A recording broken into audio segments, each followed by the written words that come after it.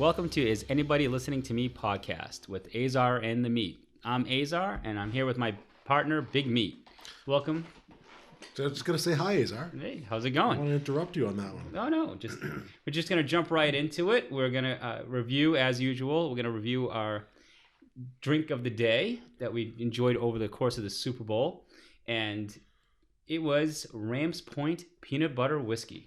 So we had a theme from our last podcast. We did Screwball's Peanut Butter Whiskey, and we asked the question, is there any other brand out there? And Big Meat, for our fans, went out there and found another brand to compare, which it was a good find.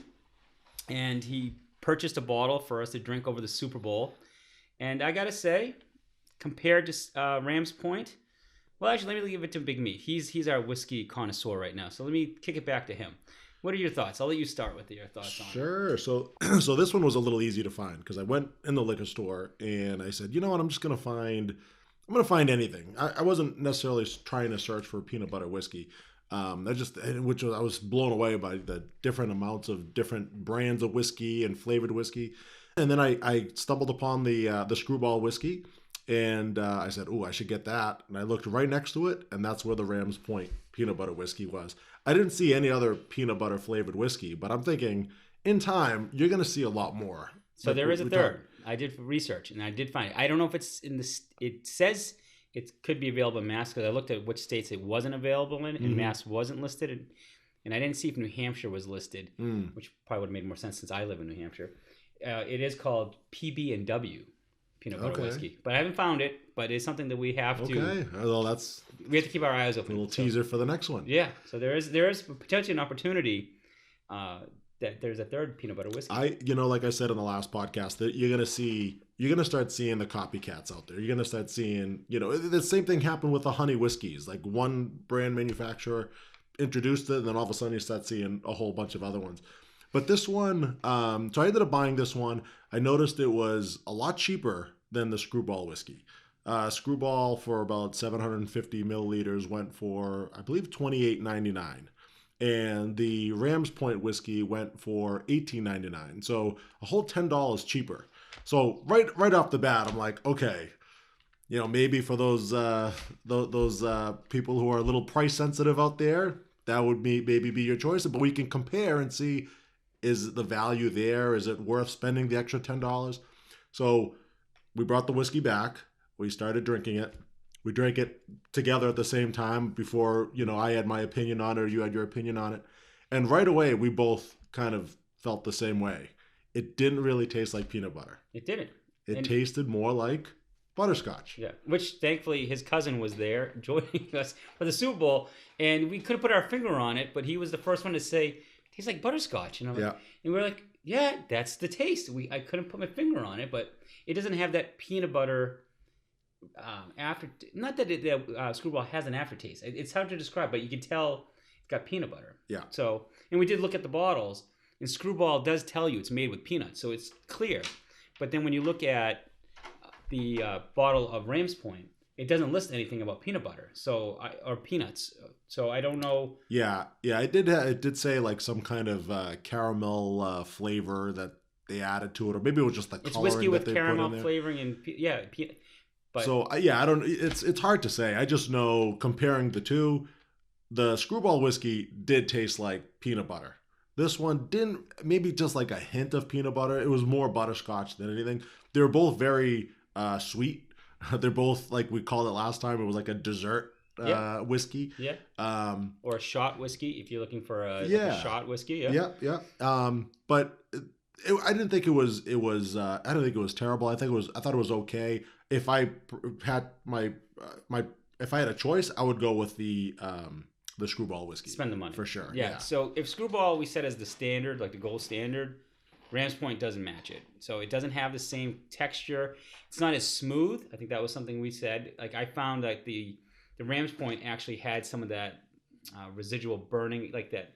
If you're not a whiskey drinker and you don't like that burning texture that sometimes comes with it, some whiskeys, it had a little bit of that. It's sweet, but it had also a little bit of hinting that. So if I was going to spend the money and want something to sip and enjoy, again, it's not for, am I going to drink it all night? Probably not. A couple glasses. I think I had one big glass of the Ram's Point. Yeah. Then I switched over to a honey whiskey, and then so I don't think it's something that I would drink all night. It's good for one or two, but it's not a all nighter. Well, I had 3 glasses. 3 glasses of that whiskey, and half, on the rocks. You pour it right to the rim, and until my wife yelled at me and told me not to have another one. So I had to cut back and go with my with general regular beer. The taste test was over. He had to wrap it up. Yes, and that was it. And that was the end of our Rams Point drinking night.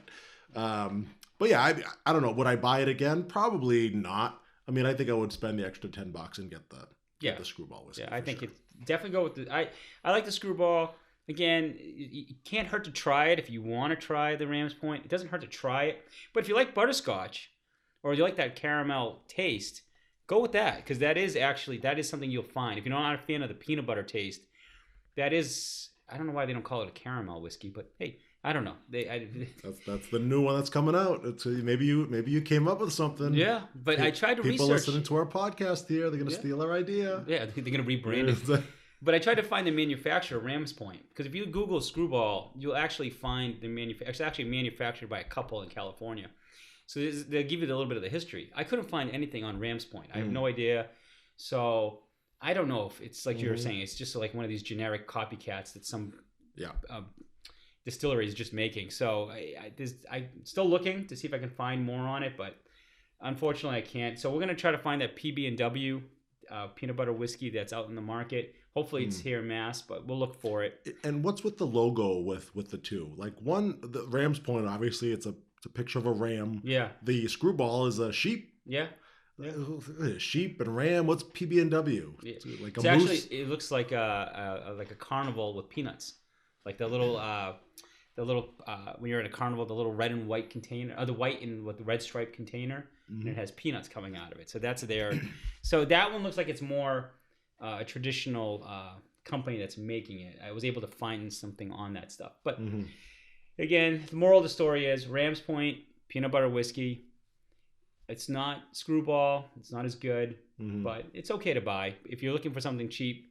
It's not bad. Or if you just need to buy a gift for somebody. Sure. Go with Rams Point. So we did discuss with this particular segment and how we actually maybe we want to move forward with it, and we talked this with our third man in Jarvis, who is not with us, but he will be back with us again soon for an upcoming podcast. Don't you worry. We did not forget about the buffalo wing eating contest either that he has committed to, but we did talk about maybe kind of lining up the whiskeys or whatever it is that we're drinking based on a few different categories. And if you want to maybe just jump in on that, Azar, and just talk a little bit about what are the 3 categories that we wanted to go by. So we're going to do the 3 categories that we've decided to go with and they've kind of always been introduced into our conversation, but we're just going to be kind of clear if you get the idea.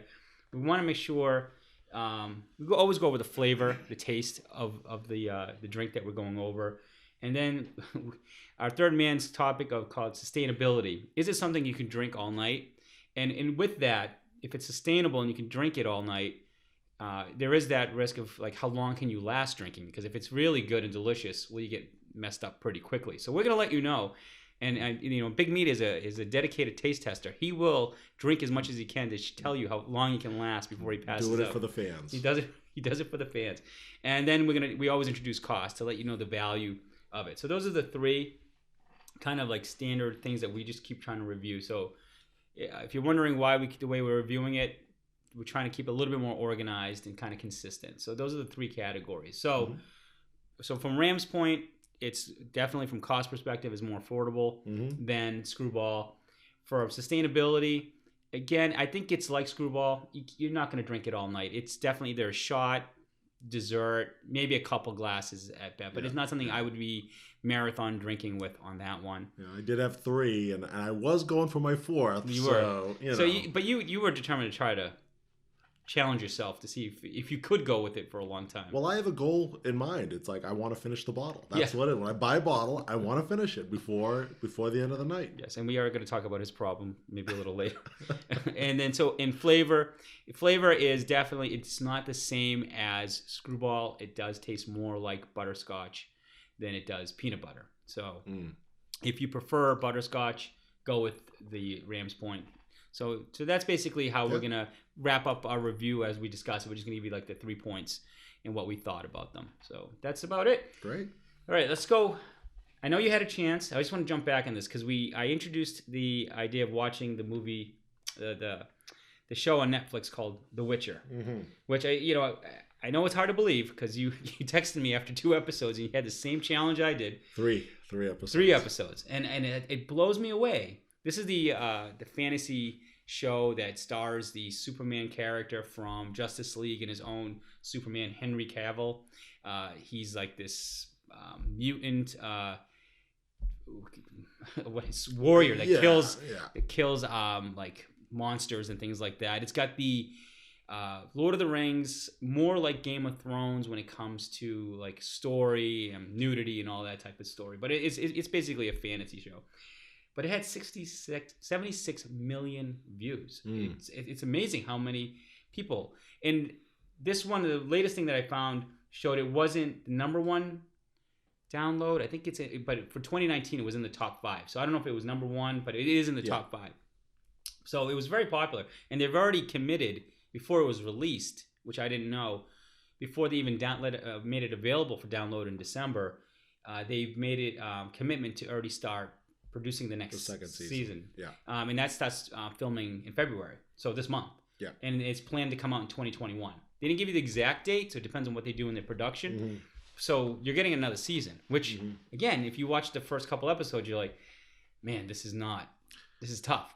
But yeah, I don't know. Did you make it past the 3rd? I did make it past the 3rd. I started the 4th, and I just got to the point where I just said, I need a break. I need it because his character. I like his character. It's almost like a video game character. I'm trying to remember like the video game that's a popular one out there with the guys with the big sword. It's based on a book and a video game. That's what I read some reviews, and so it's supposed to be. Yeah. So how do you like the voice? And he's a hunter or whatever, right? Yeah. He hunts monsters or whatever. Yeah. His voice isn't that bad. I think what I was trying to do is I heard what you said about like Nicolas Cage. So I was trying to, as I was watching it, every time he spoke, I'm trying to compare him and Nicolas Cage. And I didn't really see it as much. Oh, that voice. You didn't find it like he was trying too hard? But I think that's his character. I think he's supposed to be kind of like that brooding, like doesn't really say all that much, like. Yeah, but Poe from Nicolas Cage, it wasn't really his voice, but he was trying to be in character, and it was too much. It was like I couldn't even understand him sometimes. Well, the guy's British too, right? Isn't he? Doesn't he have like a British accent? But he hides it when he plays Superman, and probably in this one too. I think you're right. I think he does that because I don't know. I remember being called out on that. Like, give him a break because he doesn't have it. I found his voice hard. Like sometimes I'm like, what are you mumbling? What? Like, no, I didn't. That wasn't so much, and I don't even think it's even. The issue with the show so far is that it's too slow.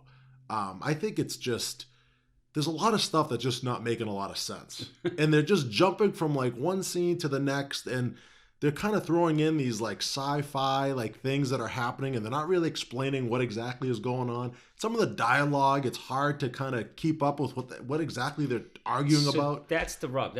So it actually, as you go through the season, the show starts tying in stuff that you've already saw, and it's like, oh, now that makes sense. So that's how it grips you into it. Like you start, and then you all of a sudden now you're like kind of binging it because you're like, all right, now I understand that. Okay. But you got to, I don't want to spoil it for you because you're still in it, but that's why you kind of have to keep plowing through it because once you start, did you get into the full nudity parts of it yet now? There was one, I think it was the 1st or 2nd episode where he walked into no. All right, something and everybody was walking around naked. It goes full nudity like from episode 4 on. So I have to be patient. Though. Yeah. All right, good. So if I'm trying to give you like some like a carrot to keep you going through. I mean, unless I absolutely like hate the show, like I've never stopped watching a season halfway through it because I hated it that much. So I don't hate the show. Yeah. It's just hard for me to like get through all the episodes. But I will. I'll end up watching the rest of it. I watched the first 2.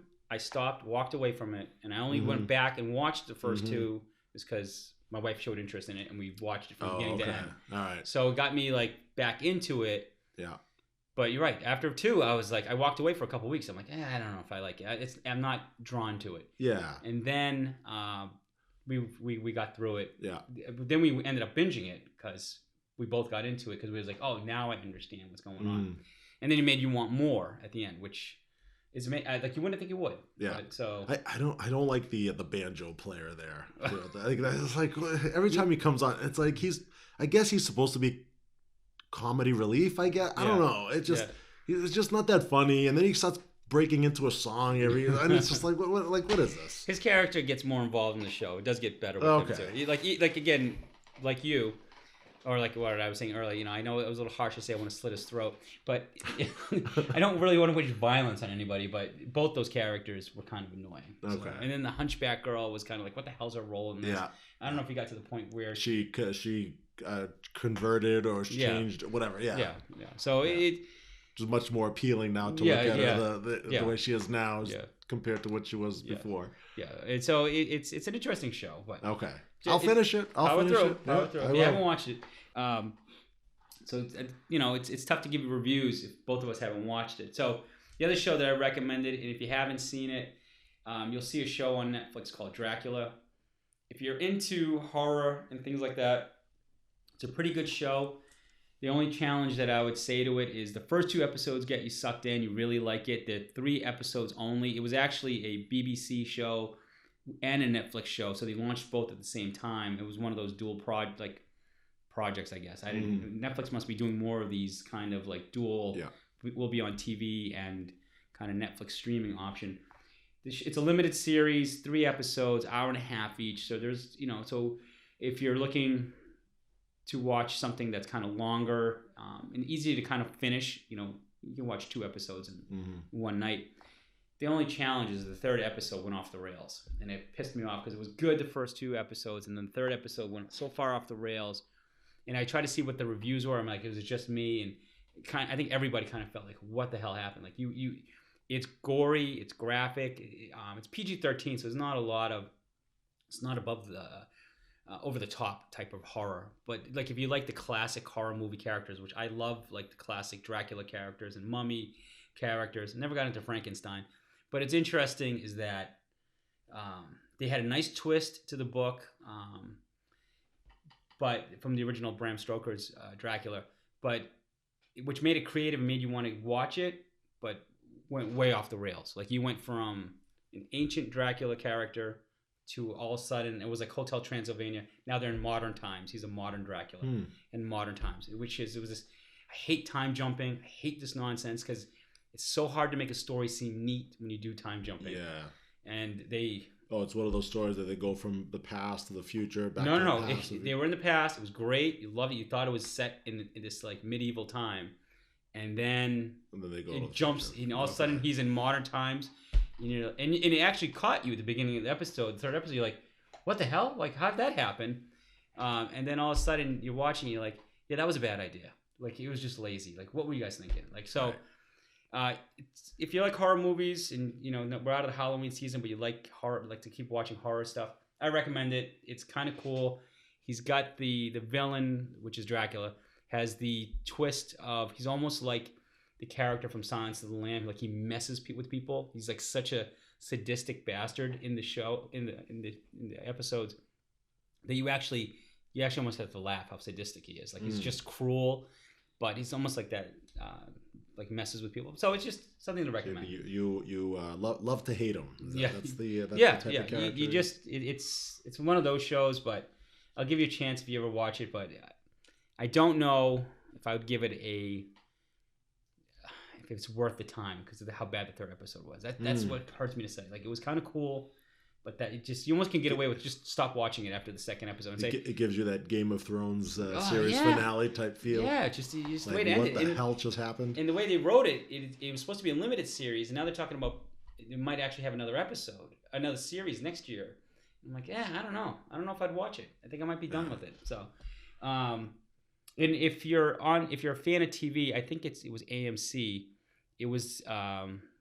They had a show called Nosferatu, and it was the same theme. It was like a Dracula character. Completely rewrote the story, kind of a twist to the story. Fascinating. But again, it was a lot of weird twist to it that it just kind of... Was that the one where people were criticizing it because he looked like old Biff from Back to the Future Part 2. Yeah.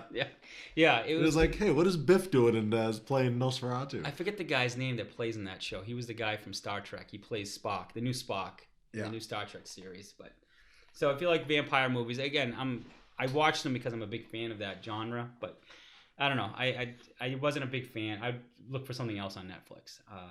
What we wanted to really talk about was the Aaron Hernandez story, Killer Inside, the Mind of Aaron Hernandez, I think is the official title, right? The Killer Inside, the Mind of Aaron Hernandez. Yeah. So you had to watch it. You watched it before I did. So what do you? How do you feel about it? Because being in New England, we already seen a lot of the stuff that's out there on this. Yeah, that was my initial reaction to it before I started watching it was, well, do I have to watch this again? I feel like I've watched enough documentaries on it and just being, like you said, being in New England, you just kind of watch the news and you just listening to the radio and you just kind of know everything about it. How much more information could you get from it? And for me, it's like, gee, I don't want to have to just sit through this and just kind of rehash everything again.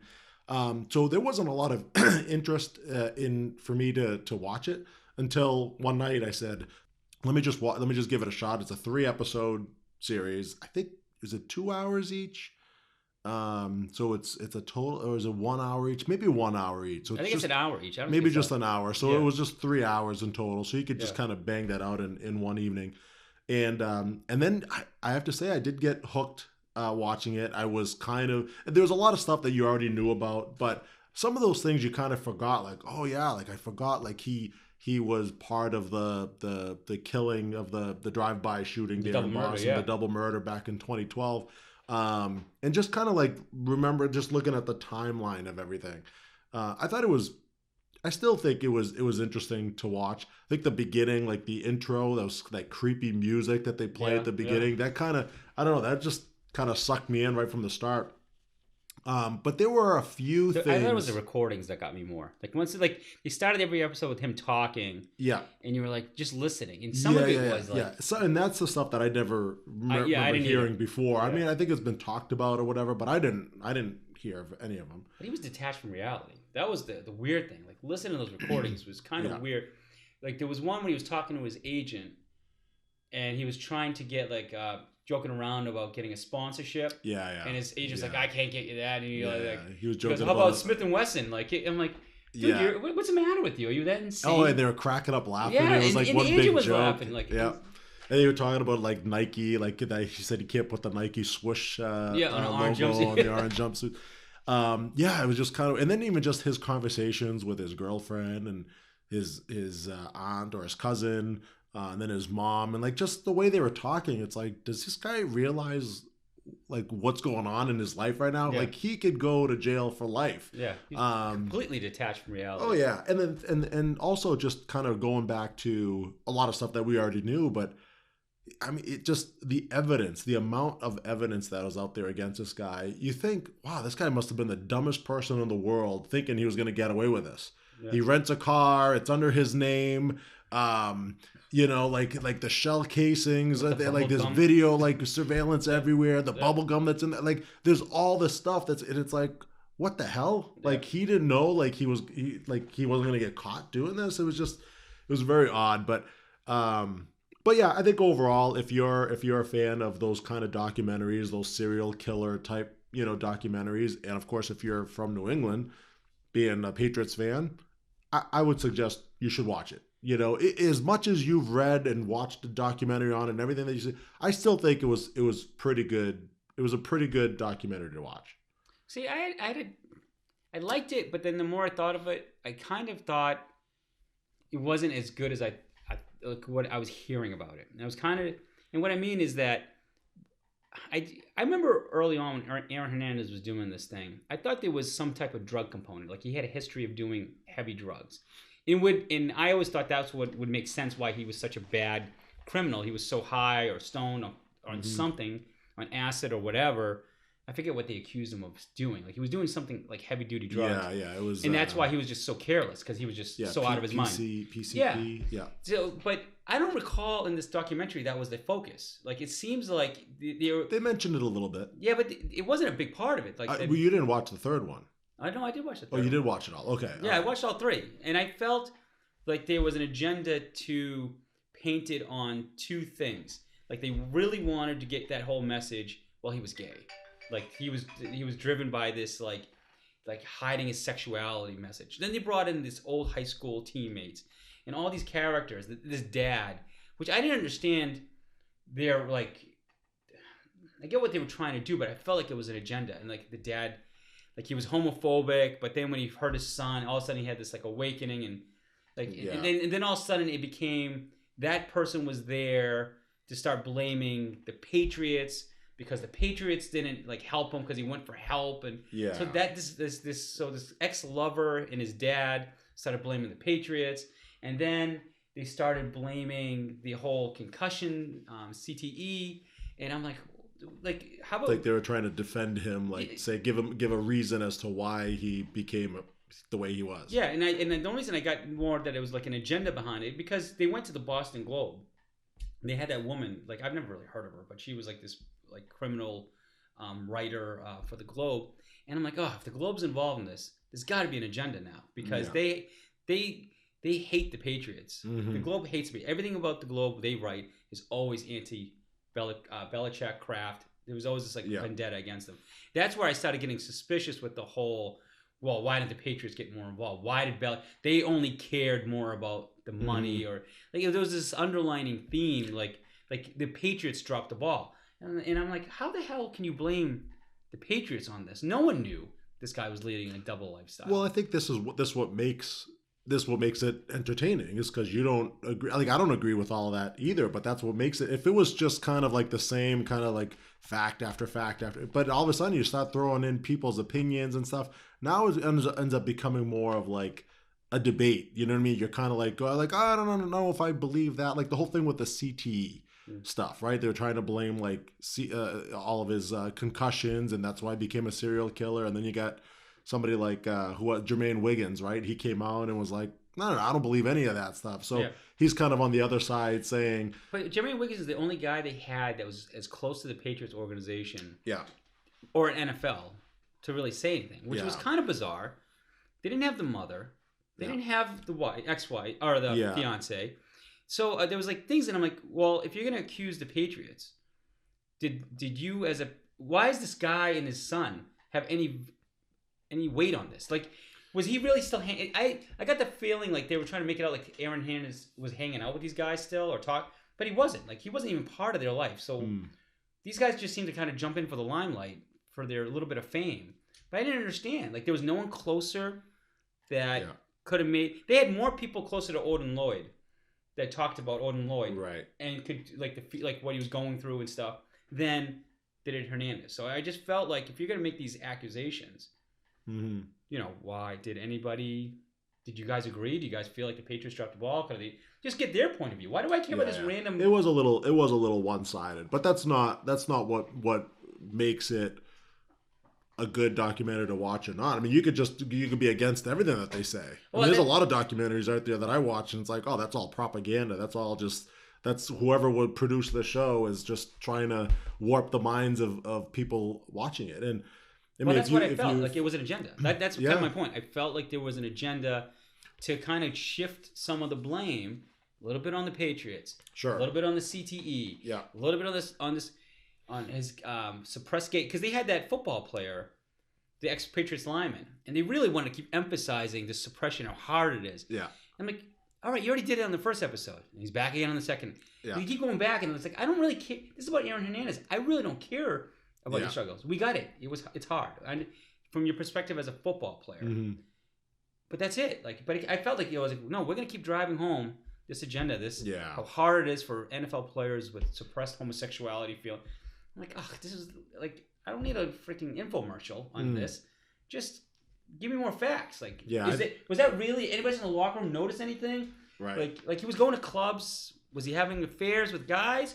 Like, no one saw him at clubs hooking up with anybody. And I don't know if I buy into the fact that he was was homosexual or bisexual. I mean, I don't. There's still not like after watching it, and they interview the kid there that was his ex college teammate, the creepy kid with his dad there Yeah, talking, yeah. Well, high and school. I think it was in high you know, school. high Yeah. school, and he starts talking like, oh yeah, we had this, and it's like that when as I was watching that, I said, I thought that was all just kind of a rumor, so that's kind of a fact now. Like he really did what he did experiment, like so.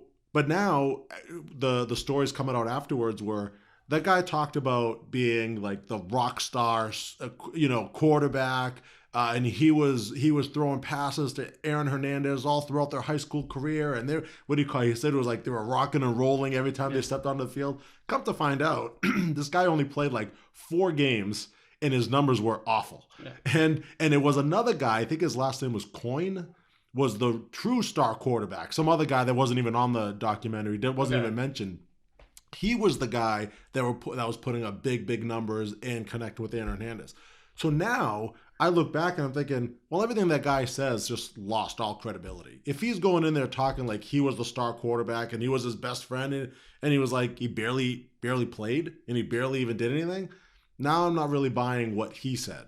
So, like you said it earlier, right? Nobody saw Aaron Hernandez out with guys, hooking up with guys at clubs. Like there's no photo evidence. There's no other, like, I think that was all maybe just kind of a story that they just kind of try to push out there. Maybe it's true. I'm not sure, but I've yet to see any evidence that he was. And I'm surprised that no one countered, like, he's going to clubs. 19, 20-year-old guys going to clubs. Even when he was in Florida. Well, who was he hooking up with? But maybe this was the thing with the ex-Patriots lineman. I think it was O'Callahan. O'Callahan was his last name. Ryan O'Callahan. But anyway, the gay. Yeah, but he said he started eating himself. He tried to make himself unattractive. He tried to like hide it a little bit, right? Yeah. But he even mentioned too, a lot of people who are gay, they go out, they get married, they have kids with women to hide the fact. It's completely so impossible. maybe Aaron Hernandez, maybe he was gay. And he did so much to try to cover it up. Maybe that was kind of his whole point of being in the. But it made him so violent that he wanted to kill people. Like that doesn't explain the violence. Well, that's where the whole CTE thing comes in. Yeah, that's where the PCP drugs. That's the that's the whole thing with his father passing away at the age of 16, and then his mother hooking up with his aunt's boyfriend like 3 months later or something, like that's probably what messed him up as a 16-year-old. And the again, I got to go back to the creepy kid and his father. His father basically saying like, imagine your father dying, and 3 months later, you wake up and you go downstairs and there's another guy in his underwear cooking bacon. Like, I mean, that could be that could mess you up as a 16-year-old. So I just think he chose a lifestyle and didn't want to let it go. You always hear about guys that they choose a lifestyle. And he's not the first NFL player that was hanging around. Look at Michael Vick. Did he have CTE? Is he suppressing? He was doing pit bull fighting in his home with guys from the hood. So to me, I think it's a crock of shit. I think if you're a bad dude, you're a bad dude. Yeah, that's it. I think he was a bad dude in Florida. He's a bad dude up here. He when he moved in with his cousin. I think it's his cousin, right? The woman that took him on like a mother to him was his cousin, right? I thought it was his. I thought she was a cousin. They kept on, but anyways, she had the one that died from cancer, breast cancer. That's basically the only one that got his back. I just find I think he wanted this lifestyle. He couldn't let go of it because look at the people he hung around with. He just kept on going around with this lifestyle. So I find it hard to believe that you're going to blame the Patriots for not doing more. Maybe there's a component of CTE, but that means you're seeing a lot more football players killing people. I just find this guy, maybe there's a component of drugs. I just think, why did they explore more of that? Like, why wasn't it more like, man, he was so high. I don't remember them even bringing up the court case that he was so high because he came back from killing Odin Lloyd, and then he was just walking around the house. He got up the next morning. Yeah. They slept in. They got up. They were having breakfast, playing with the baby. Yeah. And I'm like, so was he hungover or he rebounds really well? Right. So what was it? He's so bizarre, but threw his life away. Yeah. So, anyways, if you watch it, I would just watch it with a little bit of like, what is this? Oh, then they tried the whole WEEI thing. That's where I got a little like. Well, that part was. I was like, that again, was that's the Boston Globe component. Yeah. Well, yeah, Feeding into it. They hate, and particularly Jared Callahan and Kurt. Yeah. Manning. Oh, they outed a guy. After him. Big. They outed out a murderer. Well, they didn't out him out just to say, well, look at it was part of like. Yeah, I didn't like that part. That part, you're right. I thought that was. It. So yeah, that's why I would say if you watch it, I would watch like the people that were involved in as providing the information, and the Globe itself is just tainted it for me, because I felt like they could have maybe spread it out more. Even like I said, I looked at it with a lot more skepticism after I was watching it. Sure. As soon as I saw it was a Globe, just from like an entertainment standpoint. Yeah, it's fun to. It's easy to watch. It's an easy watch. I'll tell you what, I try to compare it to probably my favorite documentary of all time was the O.J. Simpson documentary. That came out a year or two ago. It was like a 6-episode doc. Yeah. And you think like we grew up like in that whole era throughout the 90s, throughout the whole O.J. Simpson thing that happened, and you thought like you knew everything that there was. There was even like a movie that came out a year or two ago, like a made-for-TV movie, like with actors and whatever. And that documentary, I remember when it came out, I felt the same way. I'm like, I think I already know enough, all that there is about it, but I didn't. I remember watching and be like, I don't remember this. I don't remember this. I don't remember that. They actually showed actual scenes of like actual pictures of like the bodies, and like, I mean, it was pretty gruesome how they did it. Yeah. So as I was watching this, I was trying to compare it to that, and that O.J. Simpson documentary to me is still the best documentary that I've ever seen.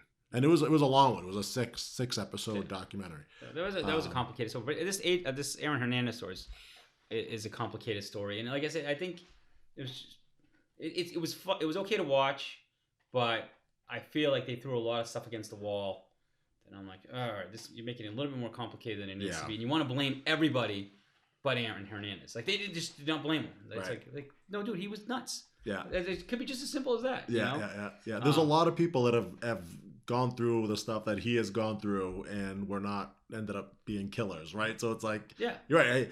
And he had that like bad temper that he didn't really he didn't want people messing with him, and I think he just kind of got into with the wrong crowd, and he said, well, this guy, I'm going to hang out with this guy because this guy's like a real killer here, and no one's going to mess with us when I'm hanging around with this guy. And I think just from there, he just felt like, hey, I'm a millionaire now. I'm untouchable. I can get away with stuff. I'll start killing people too. Yeah. And well, how many rappers have been killed when we were growing up? Like, right? You got Biggie Small and you had Tupac. They were murdered by like almost a gang type of stuff. That it's like, how these guys are rich beyond, like, how are they still wrapped up? Like Snoop Dogg was involved in stuff, and you're like, how is he still involved in certain lifestyles that get him sucked in? So that's why, I mean, it's like almost like, why don't you spend more time talking about the lifestyle he chose? Maybe that's what he really wanted. He liked that lifestyle. Yeah. That, like, I'm a gangster type of lifestyle. That could be it. And he did seem like, they even said in this documentary, while he was in prison, waiting for trial, he was like calm, like nothing, like he wasn't stressed out. Like he would get like, it was almost as if like he enjoys being in prison. Like he that doesn't affect him. Yeah. Like, and he beat up that guy in prison to kind of establish himself, because I forget what triggered him, but he waited for him at the end of the staircase and beats the crap out of him and stuff. Yeah. And I'm like, all right, so there's no drugs. He's apparently has a gay lover in the prison. Yeah. So I like, what triggered him there? Like, I think the guy's just nuts. Like, he's just a badass and just figures, well, I'm gonna stab it. Anyways, so at the end of the day, I guess we both would recommend watching it. My point of view is I would just watch it with a little bit of skepticism. I wouldn't say, you watch it and just, believe everything that you're hearing from it. But just from an entertainment standpoint, just if you want to just learn a little bit more as much as you can about it, I think it was kind of interesting. And the recordings were probably the best part. Just kind of listening to them talk. It was. It's if you're talking about like the title, like The Mind of a Criminal or The Mind of Aaron, like just listening to him talk was just... I could have just listened to recordings of him having conversations with his lawyers and stuff and found that more interesting, because just how detached from reality he was. Didn't even know that it's like, you're never getting out, buddy. And then when it hit him, you could tell it really like dawned on him, like, I'm never getting the hell out of here. So It just that was probably the best part of it. But anyways, let's go talk about on a Patriots theme. Mm-hmm. Here's a topic that is a hot topic that might be a little bit contentious because you know how I feel about this person. Yes. Tom Brady. You hate him. No, I don't hate Tom Brady. With a passion. I think that is being misrepresentation. Yes. He will go down as one of the best quarterbacks of all time. You still wish Drew Bledsoe was quarterback. Oh, of God. the Patriots. Worse, the Nicolas Cage of fucking football. All right. So now the news is, which has tremendous fantasy impact, so that's how we're tying it in. But I mean, from a Patriots perspective, as season ticket holders, Tom Brady leaving, good or bad? Because now we're not just fans, we're season ticket holders. Yeah. And we're Patriots, you know. It's bad. I would say it's bad. Because, you know, you don't want... I mean, the guy's 42 years old. I mean, it's going to come to an end at some point, right? Would you prefer that he just retired and just walked away? Because then you still won't have him next season. Or, you know, does it affect you that much if he leaves and plays for another team? I mean, that would kind of hurt a little bit. But at the same time, he's won 6 championships. He's been here forever. You know, you can't blame the guy for wanting to move on and play somewhere else. You can't blame Belichick and the Patriots organization to move on either. And I think as fans, we have to, I guess, accept that. So you're good with them leaving then? I think... What are you saying? If he leaves, would I be like mad at him for leaving? Well, just how do you feel? Do you want him to leave or stay? I mean, no, I want him to stay. No, I want him to stay. No, I know you want him to leave because you hate him. I hate him. But so it's just crazy that like that's what I'm getting to the point. People want him to stay, and I don't understand why. He is at the point where he has hurt the organization, and I'm gonna say why. Like you won Super Bowls, and there's no doubt about he got you there. But his limitation, and it's been like this for a few years. He doesn't want to develop receivers. You know he doesn't.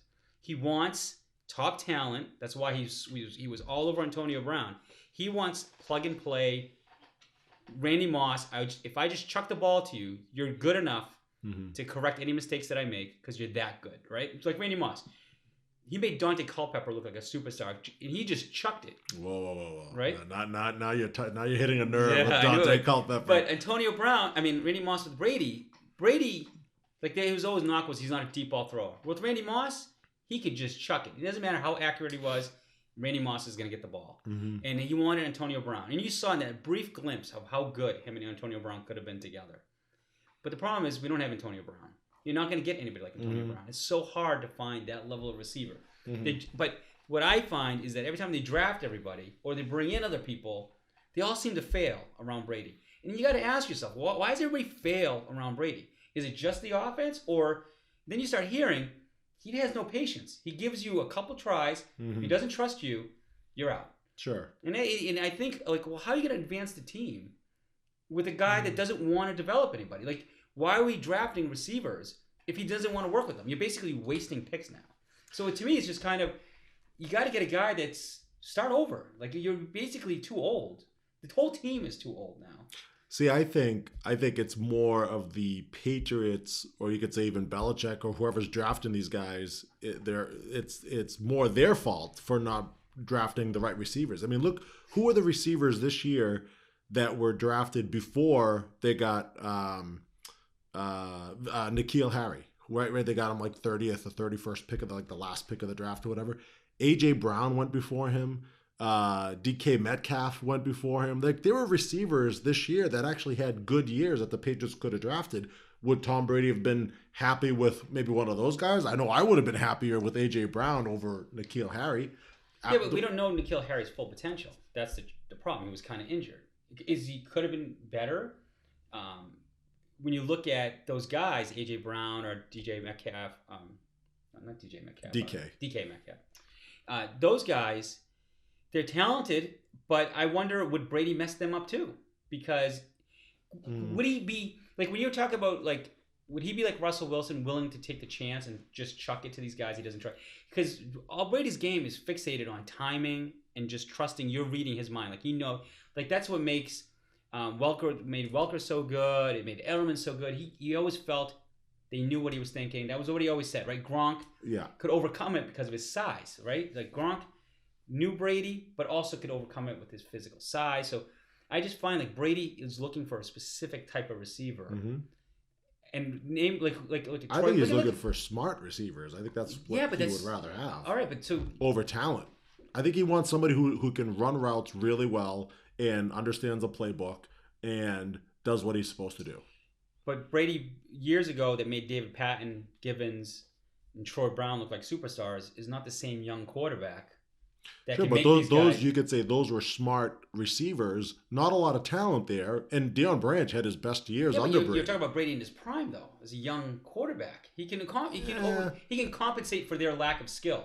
I would say he was even. Well, I mean, I don't think Tom Brady became Tom Brady until a lot of those guys have already left. I mean, you're talking about his first year as a starter, his first few years as a starter. Patton was gone after the 2002 season. Branch was gone after. But they were never great receivers. You could tell once they left the Patriots system, they sucked. Brady made those guys. Sure. So I mean, I think for him right now, right, he's looking at himself saying, okay, he's 42. I think he could still play. He believes he could still play pretty well. He's not going to end up trying to work with receivers that he feels like 3 years down the road they're going to be good. He wants them to be good now. And he's never really had a lot of great receivers throughout his career. If you really look back at his career, right, he had Wes Welker and Randy Moss. Hey, you could throw Gronk in there as a receiver. Edelman, Hernandez. Say Hernandez as well. Edelman. But Edelman took like a few years to develop. Like, you know what I mean? He was kind of like Welker's backup, and he was in the system for a few years. The time's not there anymore. That's what made Edelman great, is that he was there. Yeah, he was able to build it up. If you throw an Edelman now, as a rookie, right? With Brady, do you think he would have given him the time to develop? No, probably not. No. I mean, look what he did with Amendola. There was times he iced Amendola out of the games. Yeah, it took him a while. It took him a couple seasons, and it wasn't until like the end of the season he let him work in. I just find, like, with his age right now, like, you're not going to go forward. Like, I just don't think the organization is going to move forward. I mean, well, he's even said, right? I mean, he plays till he's 45. That's only 2 seasons from now, so the next 2 seasons. I mean, if you don't bring back Tom Brady, and what's the alternative? You know, there's a lot of quarterbacks actually out there that are free agents this year, probably more so than I think I can remember. A lot of them are older too. Drew Brees, Phillip Rivers. But you're not bringing those guys. You're not. I don't think you're going to bring those guys either. But what's now? What are the other options? Teddy Bridgewater. Blah. Oh, Tannehill, Bridgewater. Tannehill. Blah. Yeah. No, they're not. There's not a good. But if let's just say you go back and just say Belichick, he built this great defense. He's got some holes. It wasn't as good. It didn't finish strong like the San Francisco, but he's got a good defense. What if he goes back to like the same model San Francisco's building, like he did in his early Belichick career, where he built these great defenses, and I just want a quarterback that doesn't make mistakes. Are you saying where Tom Brady? If Brady's gone, right? Yeah. You basically build. But isn't that what they're doing? They have a great defense. That's what I mean. But what? So what does it matter who the quarterback is? I just want a smart quarterback like a Garoppolo, someone like Garoppolo. Mm-hmm. He's a game manager. I don't think Brady wants to be just a game manager anymore. I think Brady wants to. Well, I think this is where Belichick is thinking. I think this is kind of he's thinking the way what you're saying. Let me try to move on. Let me try to develop, and that's why I don't blame Belichick for not bringing him back. I don't blame Tom Brady for wanting to move on either. Like, I think this is just kind of it's that time where in his career and whether he stays or goes. For me, just because it's Tom Brady, you want to try to squeeze you want him to stay with the Patriots his entire career. He's still good enough that I feel like, hey, you bring him back, the defense stays intact. The offensive line gets fixed a little bit. You know, they had a lot of injuries on the offensive line that really affected them from running the ball effectively. If they just get rid of Sony Michel, my God, if Jarvis was here, he would fully agree with me. Just get rid of him and just go with the other. Tippy toes. Jeez, worst short yardage back in the NFL. And then with the receivers, I feel like they tried. They brought in Antonio Brown. Then the story came out. And I'm like, oh shit! Like we got to get rid of him. It stinks that it didn't work out. They were a little surprised with Gronkowski, I think, retiring. So they had those pieces in place. They tried with Josh Gordon. It didn't work out. He ended up smoking weed again and got it was like everything just seemed to like kind of fall apart on the Patriots this past season. So bringing back Brady and all those things come into play. Maybe they bring in another free agent receiver that ends up being good enough. Who knows? Maybe Gronkowski still comes back. Oh, You never know. Like he's all done. And their defense still stays strong. I still think. I mean, they'll be competitive enough to win to contend for the Super Bowl this year. More so than if they said, let's move on from Tom Brady and let's bring in somebody else in, because then you don't really know. You have no idea. Now, I will say this. If Brady leaves and goes to a competitive team, which is what he wants, a team that's already built for him, like the rumors. We know the teams. The Raiders. Which will never happen. Tampa. He'll never go to Dallas. I would say the fantasy value of those players jump up. Like, I would be like, oh my God, he's going to be surrounded by talent. Not that I'm worried about Tom Brady. I don't know if I would draft Tom Brady expecting big numbers from him, but having a smarter quarterback would definitely help the fantasy value of, like, think of like Evans and those guys, like Godwin, or he did go to. Well, that's an aerial. Tampa would be the one team he would go to, and he would put up big numbers because they pass the ball. They pass the ball more than any other team. Jameis Winston put up huge numbers, but he also threw like 30 interceptions. I mean, just because they kept throwing the ball. So it would be, as much as I knock them for the Patriots, because I would just want to see the Patriots turn the table, because I don't think they'll ever be. They're not going to go. If they go back to Super Bowl, prove me wrong. I wouldn't be shocked, because it's the Patriots. They can never count them out. But I would love to see, if Brady does go, I would love to see him on a successful team with talent around him, and just. This is where I'm trying to prove that I don't hate him. I actually want to see Brady go and actually have a lot of success. And then answer the question, can he do it without Belichick? And can Belichick do it without Brady? Because if they both retire, we'll never know. And it will drive me crazy, because there'll be just forever the debate, who made who. But if Brady goes into a team, say they get rid of Drew Brees and they bring in Tom Brady, whatever, and he's playing with someone like Michael Thomas, or he's on the Tampa Bay, or say he is playing with Ezekiel Elliott, having a power back, great offensive line, great receivers. Holy cow! Like, the opportunity for Tom Brady, to take it to another level, and then he'll finish as the all-time untouchable greatest football player of all time. That's it. So there's a part of me that wants to see him. So I know Vegas has the odds based on where he's going to end up going, right? And like the three, other than the Patriots are still kind of the highest percentage chance of him going back to. But the three teams that you hear a lot out there are the Chargers, the Las Vegas Raiders, and the Titans. Those are kind of like the three teams that you hear a lot of, just because you look at their teams, they need quarterbacks or whatever.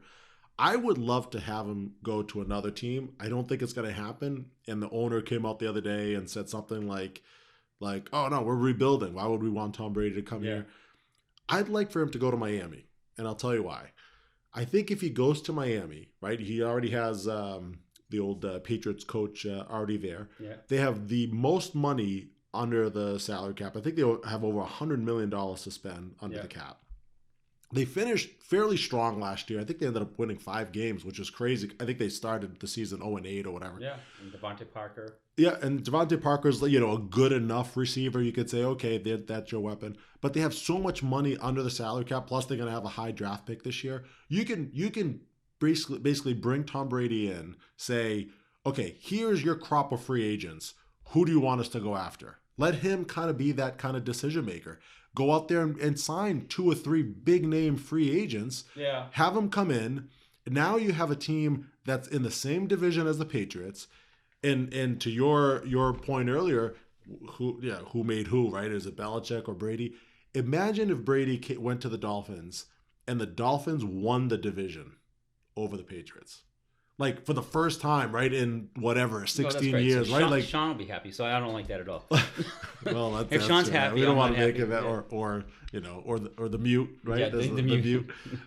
Selective mute. But that would be kind of like an interesting story. Be like, oh, Brady went to Miami. They weren't really that good this year, but he brought them to winning the division over the Patriots. So it'd be kind of a nice little. Not a dig at Belichick or whatever, but just kind of like he can move on and say, without him saying it, because he's not the type of guy that would go on out and say it, but the fans would say, maybe it was more Brady than Belichick. Yeah, no, that's fair. And I don't know. I find like Miami has too much rebuilding to do, where I can see the Tennessee, they have good weapons. You're not relying on Tom Brady. You just want you would be a game manager because you have such a great running back. Yeah, if Brady wants to go to a winner and he wants to win now, Miami's probably not the best option, but I just think with the coach there, it's the same offensive philosophy, tons of money that they could spend. Like, Brady could make a huge, huge difference there compared to any of the other teams. Now, my preferred, it's selfish, is I hope he goes to Vegas. Because now we can plan a guys trip. Because we got to go see Brady. How can you not see Brady with Gruden? Good Even though there's no fit, it's a West Coast offense that Gruden play. I don't care. Selfishly, please, Tom Brady, go to Vegas so we can plan our next guys trip. Yeah. So that's how I'm going to wrap it. All right. We're praying for Vegas. I like that too. So if you're on this podcast, that's what you're rooting for. It makes no sense, but Vegas.